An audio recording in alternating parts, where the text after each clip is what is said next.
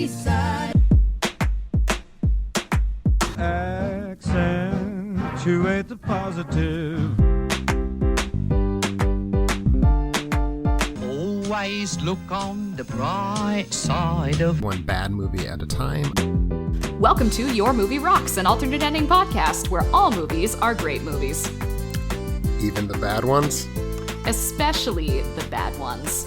I'm your host, Mandy Albert, and with me this month is Tim Brayton, back for another round. Tim, how you doing? I'm doing well. It's good to see you. I feel like I hear your voice all the time because I edit this podcast, but it's also been like a year since you and I have talked.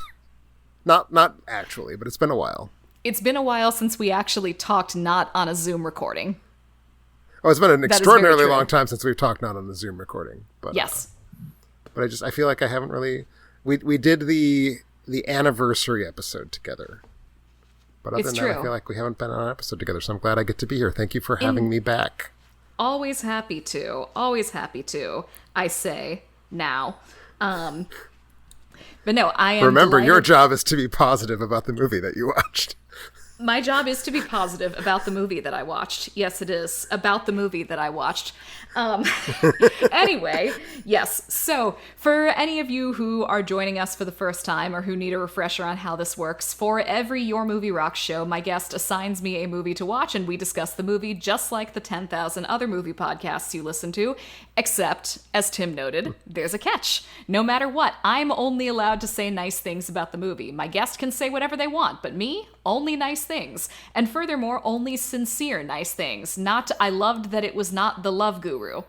Though I guess that might be a sincere nice thing. If I have nothing nice to say, I'm lying because every movie does something right. So, Tim, what great movie have we brought to the table this month? Well, speaking of The Love Guru, we brought a film that was nominated for several awards right alongside The Love Guru at the 2008 Razzies. That being the film The Hottie and the Nottie, starring and produced by Paris Hilton, directed by Tom Putnam, and written by Heidi Ferrer, I'm not actually sure how you would pronounce her name. Indeed we are. Why are we bringing this movie to the table? So here's the thing. A couple months ago, you did an episode about the movie Spiral. And when you were talking about the movie Spiral, you had some very, very kind and I think sincerely enthusiastic things to say about the co-director and co-writer of that movie, the Guy from The Hottie and the Nottie. And you were I like that that's his name already. That's his name. And you seemed to be so invested in his career that I was like, I mean, who doesn't love the Guy from The Hottie and the Nottie? But you hadn't even seen his signature role, which is, of course, as the guy in The Hottie and the Nottie. And so I thought, because you like him a lot, even though I don't like this movie, I think it's a bad movie that's not fun to watch, but I thought I would give to you a gift out of the goodness of my heart, which was to let you watch this movie that I knew you were going to like, because he's in it. And also, I believe your official position is that every movie nominated for the Razzies is actually good. How incredibly this won Razzies as well. 2 of them, in fact. It did. I assume, hang on, let's see if I can get this right without looking it up. It has to have won Worst Actress. It sure did. It did not win Worst Picture because that went to The Love Guru. That sure did. Did it win Worst, whatever they're calling the Worst Couple Award now? In this case, it was Paris Hilton and either Joel David Moore or Christine Lakin for Worst Couple, yes.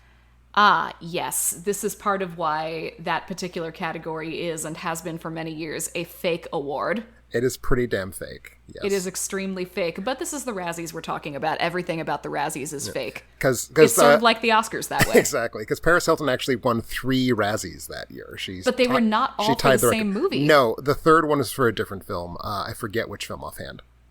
That film, I do not forget which film that was, and that film may in fact come up over the course of this conversation. Okay, great. Because we were talking about the guy from The Hottie and the Nottie, who does have a name. His name is Joel David Moore.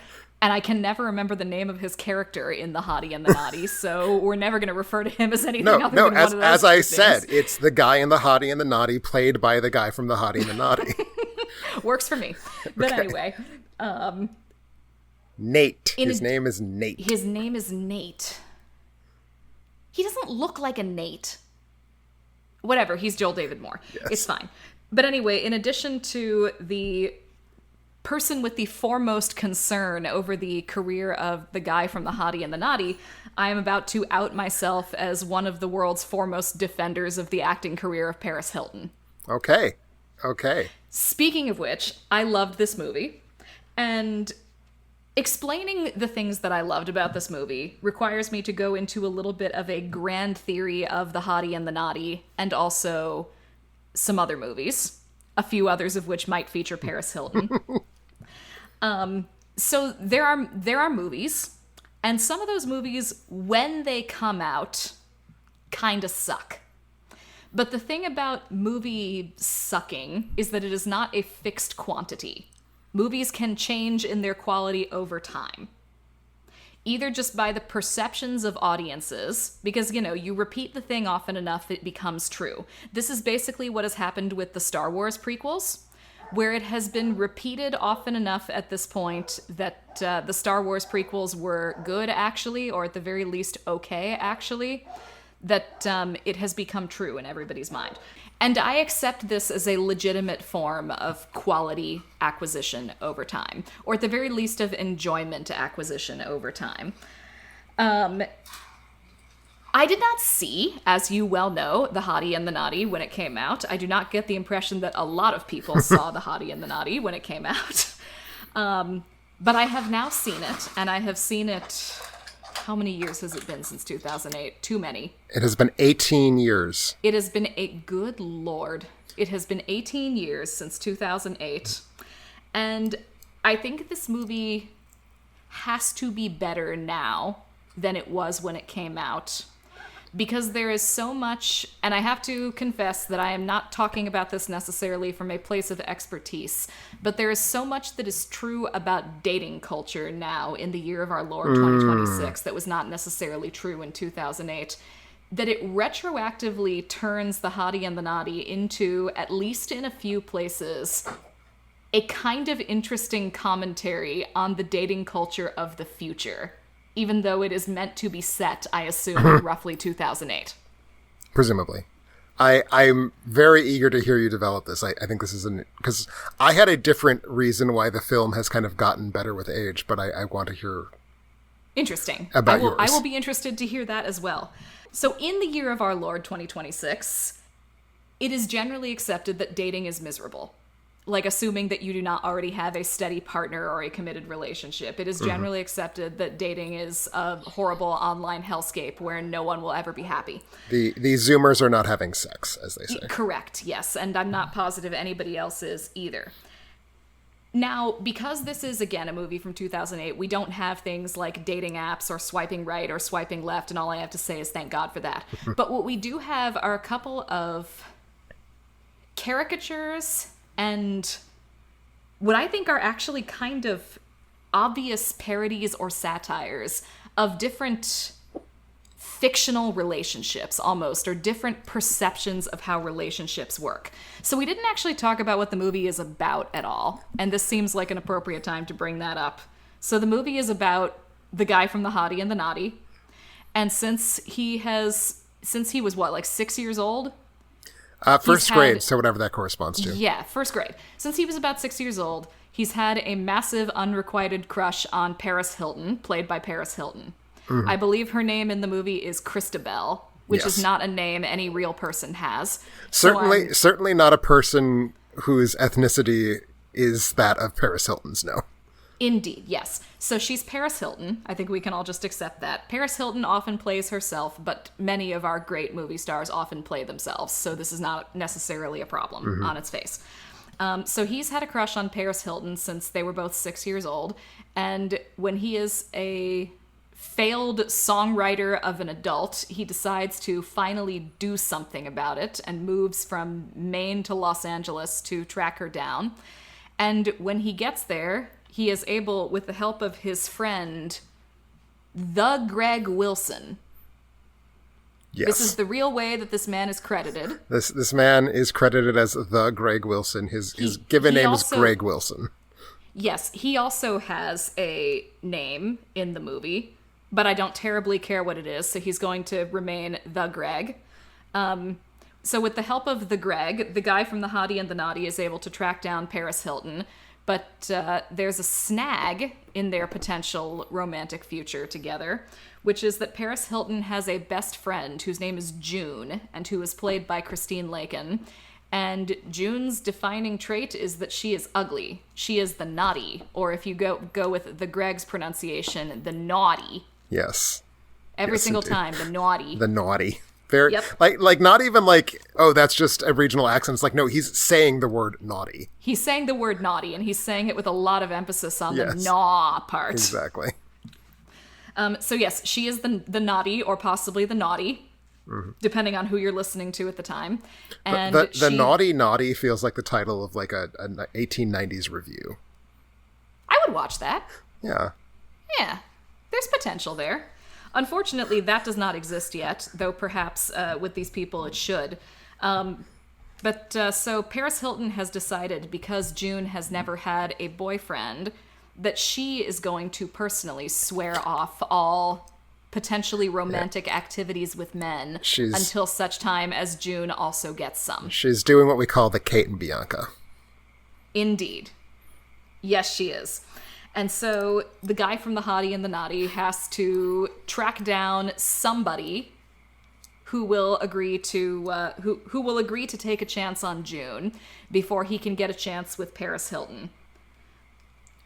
So here is what we have fairly early on. I actually think that Joel David Moore, the guy from The Hottie and the Nottie, is kind of cute in a weird way.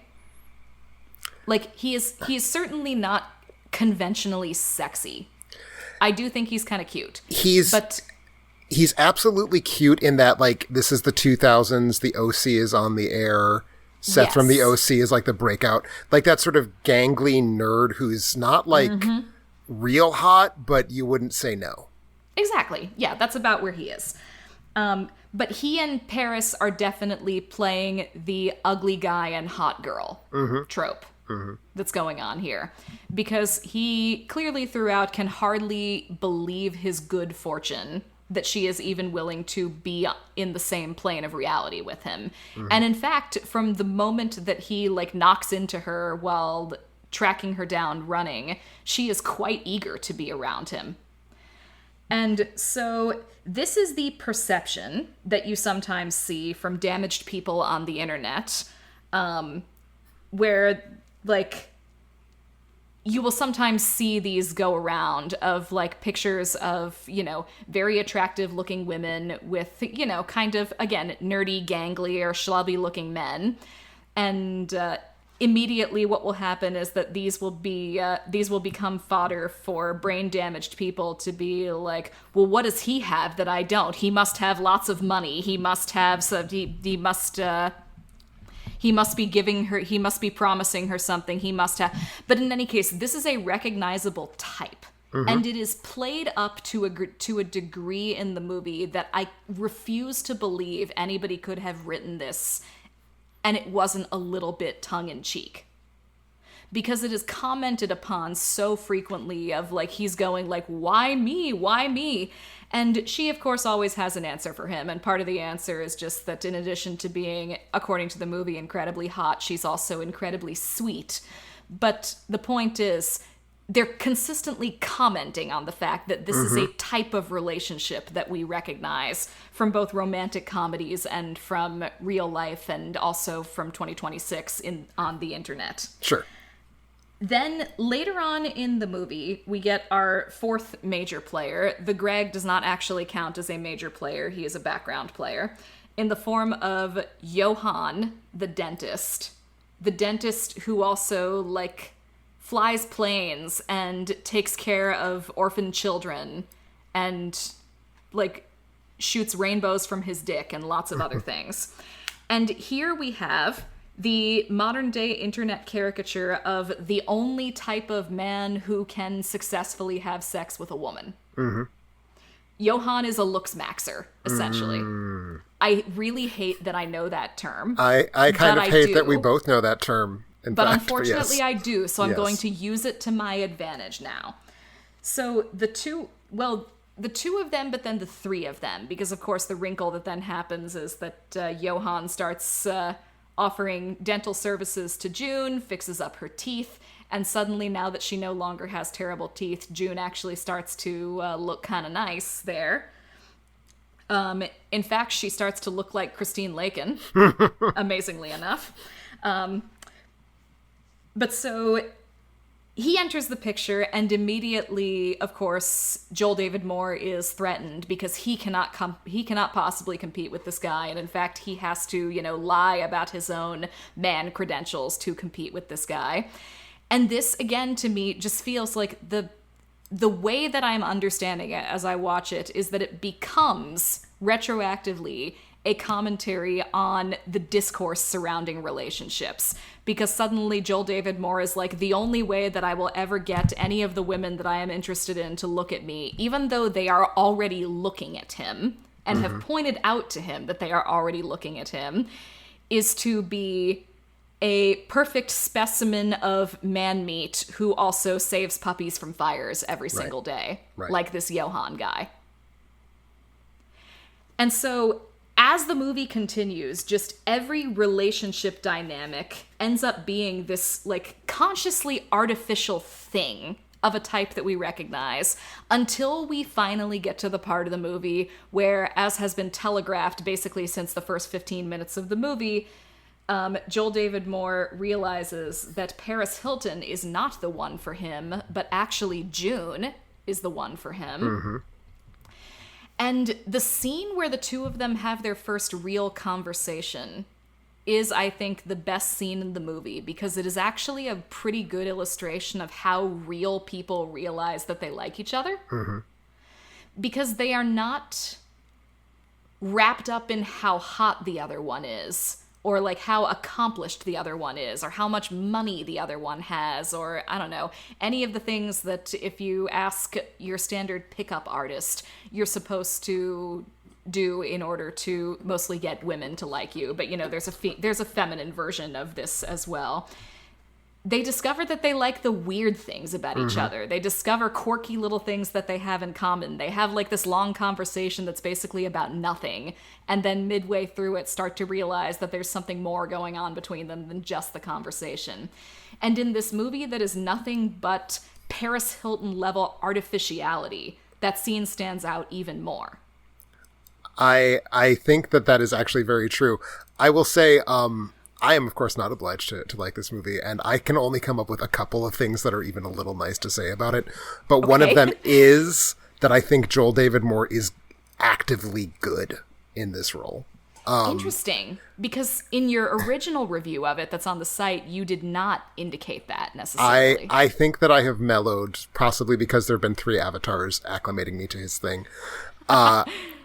But I think, it's not like a great performance with a capital G, but he feels natural in the midst of a script that is really working very hard to close off any sort of human emotions.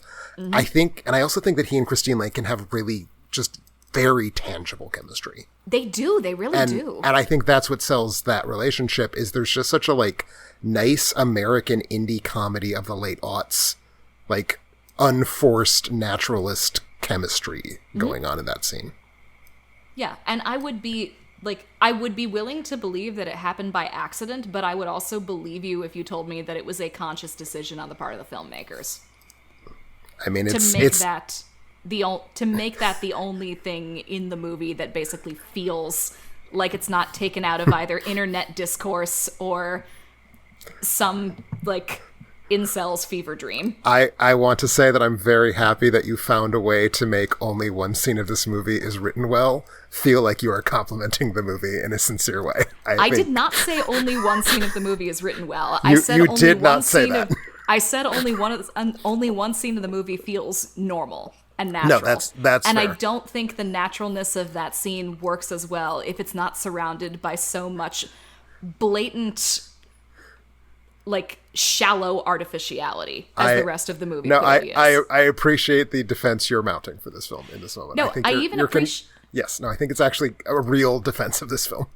I even appreciate, because there are many standard criticisms of The Hottie and the Nottie. And one of them, of course, is that June, in her ugly stage, looks like Christine Lakin wearing ugly makeup. It's Christine Lakin wearing fake teeth and a mole. And that's all it is. Yeah. And the ghost of a unibrow.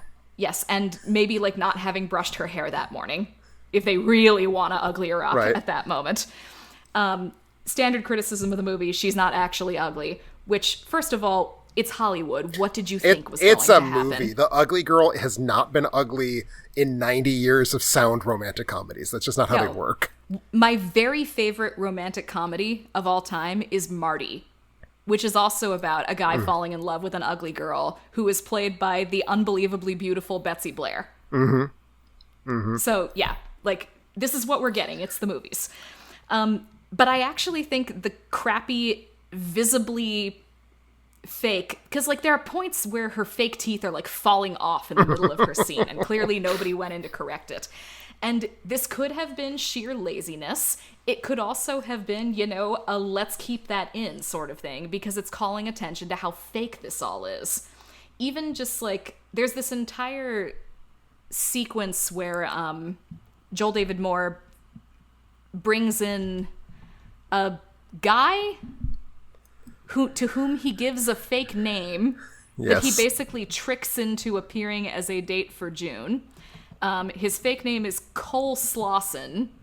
I confess to not entirely understanding how he came to have this fake name. It was an odd moment in the script. But in any case, I feel like one of the things this film does as comedy is a kind of, like, reference humor that doesn't actually have a referent. So it's like, coleslaw's food. It's not a people name. What if he said coleslaw? And the other gag that feels that way to me is when, just out of the goddamn clear blue sky, it has been, I think, 15 years since I saw this movie. And I remembered so vividly the beat where they talk about the medieval times goblet. Which is never mentioned Which again. Is never mentioned before. Never been mentioned up to that point. There isn't a medieval times goblet. It's not like a prop they have in that scene. You can get a mug. But, like, I'm saying, like on camera, there is no such thing in this motion picture. And so that feels like the same kind of joke to me, where it's like, we're going to say something absurd. And absurdity is funny. It's about the same character. Yeah. So, yes. So Cole Slauson is a... Funnily enough, I have, like, a personal connection to that actor. Our dads used to play bridge together. Oh, that's amazing. Why didn't you try to get him as a guest star? We could have done another one like when he had the director of Despise. Yeah, I'm gonna call up Adam Kulbersh and be like, "Hey, son of my dad's old bridge partner, want to talk about The Hottie and the Nottie?" Now I'm a little bit regretting not having done that, but it's an important text. It's as we're revealing, it's a very important text. But his job is basically to give extremely exaggerated reactions to June's ugliness, and it's bad acting because you can't do good acting under those circumstances. You cannot actually pull off genuine revulsion at Christine Lakin in ugly makeup. Right. And so the only thing that it can be is deliberate badness, basically. Deliberate calling your attention to how stupid this is. And yet, how many people will take it as being entirely sincere? Okay. And or a real reflection of relationships between men and women. Okay. I think that you're reaching, but I appreciate the artistry of the reach. No comment. So what else did you just love about The Hottie and the Nottie? What else did I just love about The Hottie and the Nottie? I have notes. I have many notes. You implied that you're going to be a Paris Hilton defender on this episode. Oh, yes, I did say I was going to launch my defense of Paris Hilton. Yes, so in general, I like Paris Hilton's performances that I've seen. I like the House of... I think it's just called House of Wax. There is no the. No. I remember that House of Wax was really critically reviled when it came out. And then I saw it many years after it came out, and I actually thought it was pretty decent. I have not seen it. It is not by any means a classic of horror, but it is a perfectly fun and even a little bit grisly teen slasher. Okay. The movie that really made me realize that I was a Paris Hilton defender, though, was the other movie that Paris Hilton won Razzies for, which was Repo, the Genetic Opera. The Razzies are what they are, but that is a real horseshitty thing to do. Because she's actively benefiting that film. She's, that's a role that I cannot imagine anybody else playing. No, and it's because, not a bad performance, and the film benefits from having a Paris Hilton type in it. Yeah, it is not a bad performance. The film benefits from specifically having Paris Hilton, I think, in it, just because of the place that she kind of occupied in the culture at that time. Exactly. She's honestly not a half bad singer. Like, I wouldn't pay to see her in concert, but unlike... No, I fully agree. And unlike some other people in the movie, she can carry a tune. Yes, very, very real. And as you also noted in your original review, she's an interesting choice to play the hottest woman in Los Angeles because she's kind of weird looking. Mm-hmm. Like, she's not ugly by any means, but she has some oddness to her face. She has a very distinctive face. Her face is shaped in an interesting way, and I don't know if this is the tack I took when I reviewed it in 2011, but I think performers who have interesting weird faces are an extremely important resource for the film industry. Extremely. I would much rather have someone with kind of weirdly small eyes like she has than someone who's just like flawless looking, because like now she's visually interesting. No, people finally figured out over the last couple of years that Emma Stone is kind of weird looking and have been using it to the advantage of movies that she has been in, at least since late 2024 and all throughout 2025. Oh, yeah. But I mean, like Tom Cruise, he's a weird looking guy. He is. A lot of our hottest quote unquote actors are weird looking, and I think that's important, and we need them. And I mean, she's clearly not like all that weird looking, Paris Hilton, but she does have some infelicities in her face that do make her more interesting to look at. Yeah, she's quite pretty, but she's not necessarily a classical beauty. Right. In the way that we would normally expect from the hottest woman in Los Angeles. Mm-hmm. Tom Cruise, also an actor who has become very famous for playing himself much of the time, and who cares, because everybody likes to see that. Yeah. But I find Paris Hilton to generally be a more interesting screen presence than she should be, given the roles that she is typically playing. I never find her... I swear to God, this is meant to be a compliment. She's a little like Bo Derek. I don't think... You don't mean that as a compliment. Other people might mean that as a compliment. I swear this is a compliment in this context. Okay. Only in the sense that when she is on screen, I can't stop watching her. Okay. Whether she is doing something that is good or something that is not so good, she is never going to bore me. And especially for somebody like, honestly, either of them, but especially for somebody like Paris Hilton, who was the original famous for being famous modern day celebrity, that is quite a feat to be able to pull off. Sure. Is to like almost force me to watch whatever dumb little thing you're doing when you're on screen. Yeah. I think it also helps the movie too that she does have a classically good body underneath her weird-looking face. Sure. Because in a way, and there's something about especially during those early scenes when she's running on the beach, there's something about the way she's shot, and I have no idea what it is, that kind of makes it look like her face is fake, almost. Like it looks like her face is a plastic face that was imported in and attached to her body via makeup or CGI or something like that. And it's probably a mistake of the lighting, but it's an interesting effect.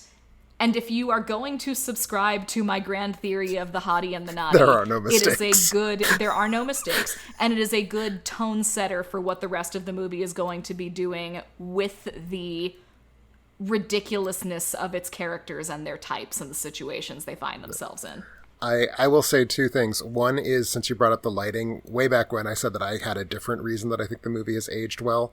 Yes. And it's that even a film that is lit rather conspicuously poorly, as this one is lit rather poorly, just the fact of shooting on film just kind of automatically buys a film visual texture.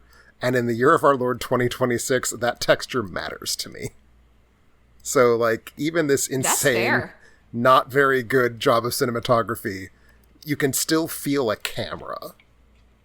And I appreciate that.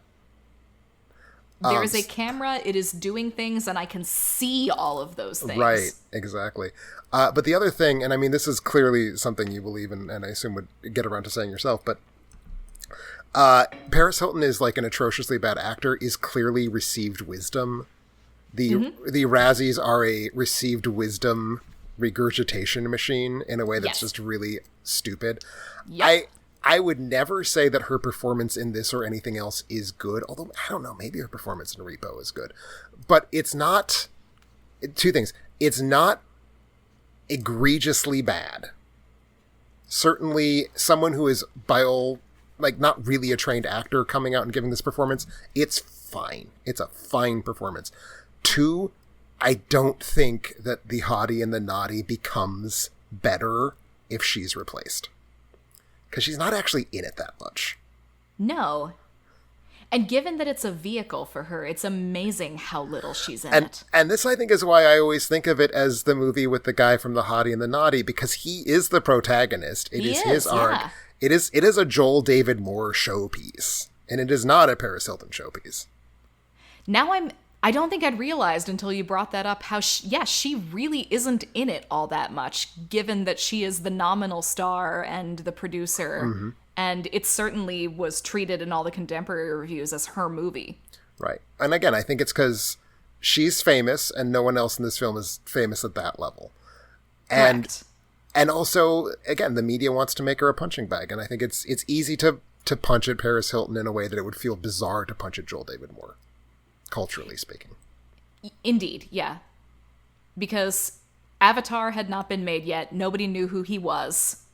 Arguably, after he has now been in $3 billion movies, still nobody knows who he is. I mean, it's true, because when I saw him in Spiral, I was like, oh, I've never seen this guy before. Who is he? And, like, I've seen 2 of the 3 Avatar movies. Right. And this is going back to Brian's whole thing. This is why he's the guy from The Hottie and the Naughty to me, because he's the guy from The Hottie and the Naughty. He's Guy 14 from Avatar. Indeed. And also, I think that The Hottie and the Naughty is a better use of his talents as an actor than the Avatar movies are.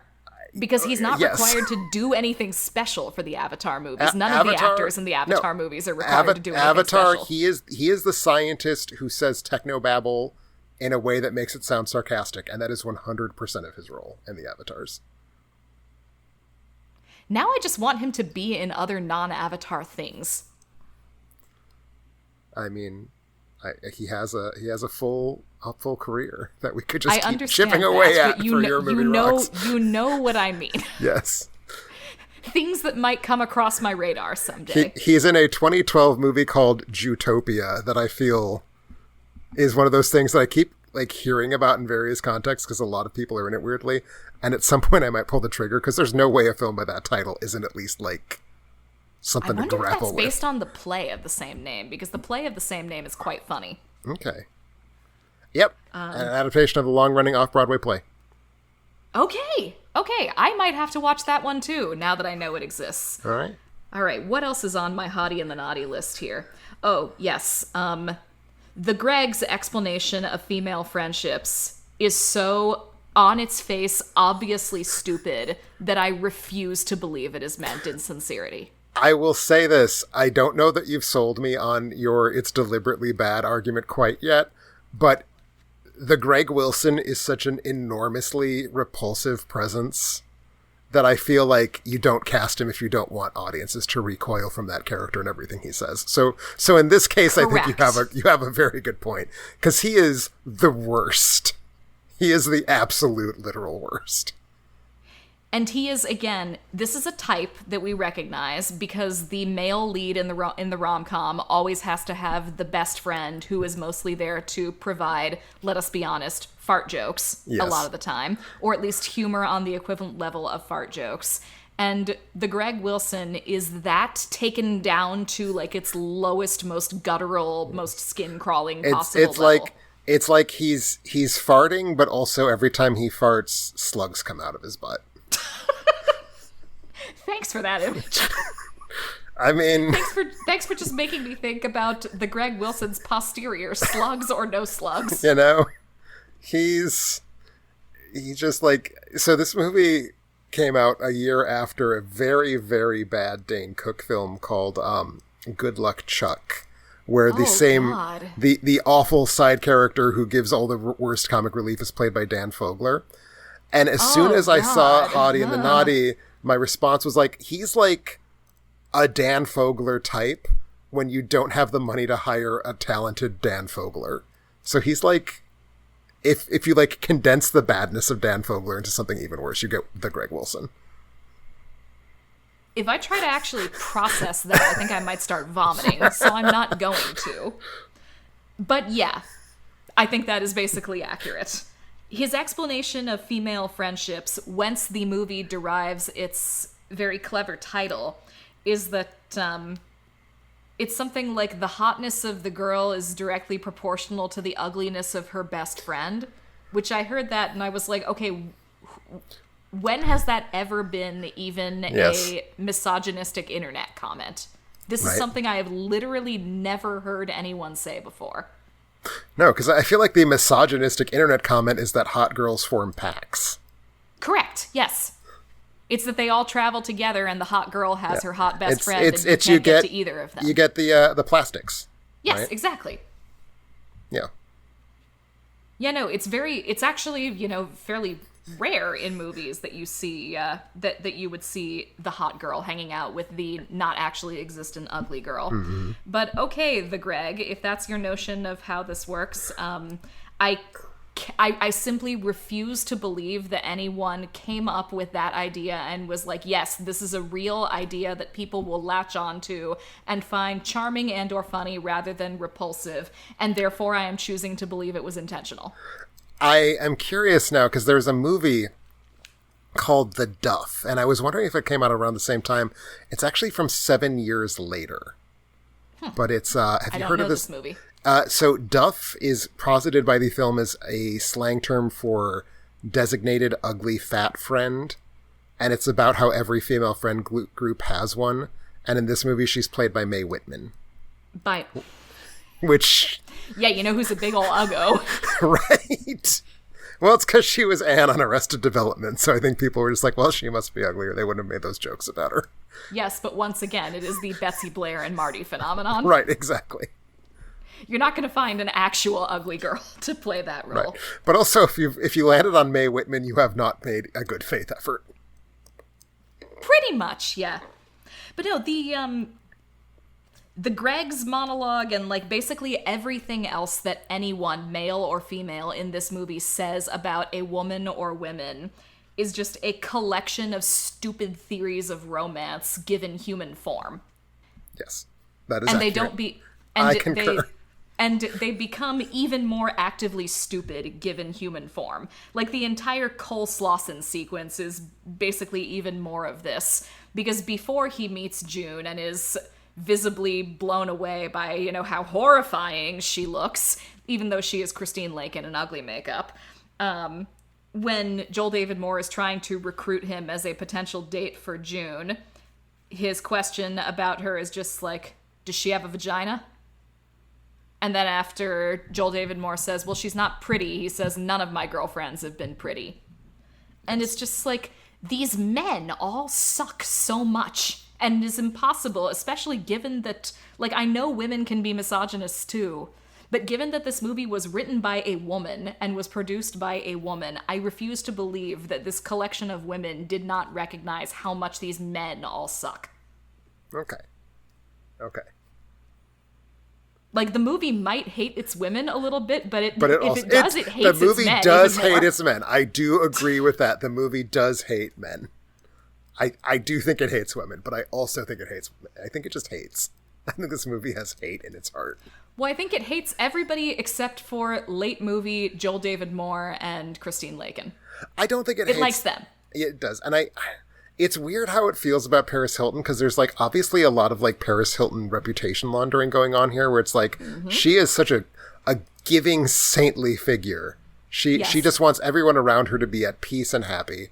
In addition to being incredibly beautiful, she is also just the kindest soul. Yes. To the point that when her best friend steals her boyfriend at the end of the movie, she's just like, this is the most amazing thing that has ever happened. Exactly. But yeah, as you were saying, it seems to have complicated feelings about Paris Hilton. It does.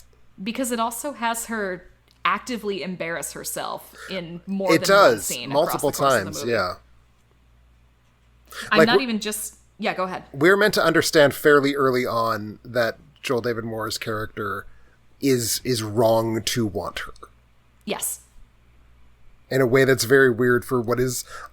whatever else we can say, it is a Paris Hilton vanity project. And it's weird that that's kind of the way the Paris Hilton character is treated within it.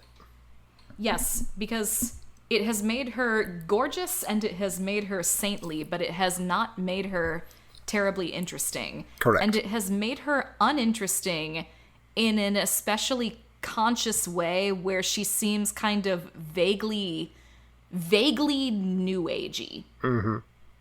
Yeah. Because there's like a bit where she's trying to give like positive affirmations and all the other characters essentially jeer at her for doing that. Yes. Random other thing. I had very little to say about the technical aspects of the movie in general, but I cannot imagine why. Indeed, you cannot imagine why. It is almost as though this is not a technical showpiece. But I did really, except for the scene in the yoga studio where I will not say anything because I have to be positive. I really liked June's costumes. Yes. I especially like the dress that she is wearing when they go on that double date on... Where actually were they? They were somewhere near the water. It's not when they're on the boat. It's like when they're at the fair after that. I don't know if it was Santa Monica Pier or if it was like a Santa Monica Pier knockoff. I'll go with Santa Monica Pier. It was something along those lines. Because I guarantee you they did not cough up the money to film on Santa Monica Pier. Wikipedia says Santa Monica Pier. I'll see if I can find that in the shooting locations. Oh, okay. Okay, well they're either on They're on Santa Monica Pier or pretending to be. But she's wearing this kind of like light olive green dress that is not the sort of thing you would ever normally see a Hollywood beauty wear. Mm-hmm. But it just looks very nice on her. And this is before she suddenly and miraculously becomes pretty due to a few mole removal operations. And especially because the movie does make things difficult for itself by only having Joel David Moore recognize that he is falling in love with June after she becomes pretty. Mm-hmm. That was like the one moment of nice middle ground there, where she was still ugly, but they had her wear something that was very flattering on her, and that actually made her from a distance look quite nice. Yes. Even with the fake moles and the fake teeth. The film ultimately is not ready to commit to making her ugly, even absolutely not. even like movie ugly. It just it gives her the teeth and hopes that's enough. Mm-hmm. Like, she really just has a hygiene problem. The girl needs a better shower, and she'll be just fine. Yes, it is almost everything presented as being gross about her is hygiene, not just looks. Mm-hmm. So, which arguably makes it not quite as obnoxious, because hygiene is behavioral. It's not inherent to who you are as a person. Indeed. And actually, once you learn how to practice good hygiene, people will be a lot less repulsed by you. Exactly. And will learn to love you for your personality. Exactly. So again, if the message coming out of this movie is... hey people, take a shower every so often, there are worse messages you could give the film-going public. Indeed. The bit in the opening credits where they have the adult actors' names appear next to the faces of the small children who are playing the characters as small children. Yep. Made me smile. Me too. Like, it's an obvious gag, but it's a good gag. I like when that gag happens in movies. Yeah. Like, obvious gags can still be funny sometimes. For sure. Often they can. They also, I always feel like a jerk saying this about kids, but they did find a weird-looking kid to play baby Joel David Moore. Baby Joel David Moore does look gangly and unpleasant in ways that imply he's going to grow up to be adult Joel David Moore. Indeed. They cast the children very well. Whereas baby Paris Hilton gets us as far as blonde. Yes. And that is pretty much where it stops. And baby June is like, oh, it's a perfectly normal-looking child wearing a little bit of ugly makeup. Right. And I admit that, again, it is obvious and emotionally manipulative, but I smiled a little when it is revealed in the flashbacks at the end that baby Joel David Moore took the giant gorgeous Valentine he had made for baby Paris Hilton and turned it into a giant gorgeous Valentine for June. Yes. No, that's a cute moment. It's cute. And makes the ending feel not quite as cynical, I think. Yes. Yeah. Because you hadn't seen him make too many gestures of kindness towards her in her ugly phase. I actually kind of wish they'd had that moment earlier in the movie, come to think of it. I mean, it's weird. I don't think the movie's story suffers any from having that moment earlier in the movie. It suffers. And I think it suffers if you think they're convincing us that he's going to end up with Paris Hilton, and it's a surprise that he ends up with June. But you'd have to be awfully dumb to be surprised by that, I think. You really would. It becomes quite obvious from basically the moment that these characters are introduced that is the direction that they're going to end up going. Yeah. Especially because they are clear from the beginning that his obsession with Paris Hilton is incorrect. Yes. Do I have anything that I missed? I think that is the end of my list. All right. So, Tim. Yes. Did I actually like this movie? I suspect you did not actually like this movie. You put up a real good fight, but your main defense of this movie is still no one would have made a movie this repulsive by accident. I wasn't sure if you were going to be at 1 or 1/2. I see that you're at 1/2. I sure am. This movie sucks. It sucks so bad. It sucks so bad that I have to laugh or I will scream. Yes. Remember, I've now seen this movie 2 times, so just remember that. But it is not The Love Guru. It is not The Love Guru. I concur. The Love Guru manages to be a worse film than this. This did not fill me with spittle-flecked hate for everyone and anything that had come within a 10-mile radius of it the way that The Love Guru did. It's because it's a contemptuous movie. Like, it is a movie that has hate in its heart, but it is also a movie where Joel David Moore and Christine Lakin seem to be invested in not embarrassing themselves, and it does not feel like the cast of The Love Guru cares about embarrassing themselves. Correct. And also, The Love Guru is an active Mike Myers vehicle for Mike Myers at his most repulsive. It is specifically is considerably more repulsive than anything I think Paris Hilton is capable of doing. I mean, the scene where Ben Kingsley uses mops full of urine to smack people in the face is more disgusting than anything that Ugly June has in this movie. That scene made me want to go back in time and retroactively erase the existence of movies. I can see that. I can absolutely see that. But no, I do, in fact, this movie blows. But I do, in fact, stand by everything I said about how if you told me that that it blows on purpose in all of the major ways that it blows, it would not make me love the movie, but I would not be surprised. Okay, that is fair. And I'll stand by what I said, that now that I've gotten on Joel David Moore's wavelength, I don't think he's giving a bad performance. Yeah, no, I don't think he is. I don't think he's giving a performance for the ages, but it's not bad. He and Christine Lakin come out of this movie with their dignity intact, for the most part.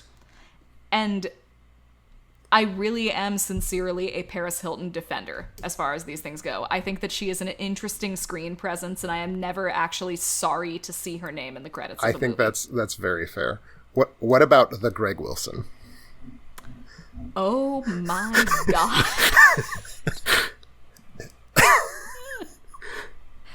I will be perfectly happy if I never see him in anything again. I wanted to give you an opportunity because you held it in for so long. I just wanted you to be able to say anything that felt like you needed to say it. Like, maybe he's a lovely man in real life. I have no idea, but just that character was... Like, there are parts of this movie that made me nauseous, and they were not the parts that involved the infected toenail. Let's put it that way. So what if, for example, some future guest on Your Movie Rocks was to pick National Lampoon's Endless Bummer, which is written by him, or co-written by him? Then I would be curious to see if he is any less repulsive of a writer than he is an actor. I think there's only one way to find out. We believe in giving people chances around here. Given what just happened, I'm not sure we still believe in giving you chances around here, but I guess we'll have to see. But anyway, this was in fact a great deal of fun, so thank you, I think, for the Hottie and the Nottie. I am here to give. Fantastic. All right, well, I hope all of you enjoyed that as well, and that you too will eagerly follow the careers of Joel David Moore and Paris Hilton and all the other fantastic stars of this movie. And you will have to, regardless, join us next month for a discussion of another great movie. Until next time, bye!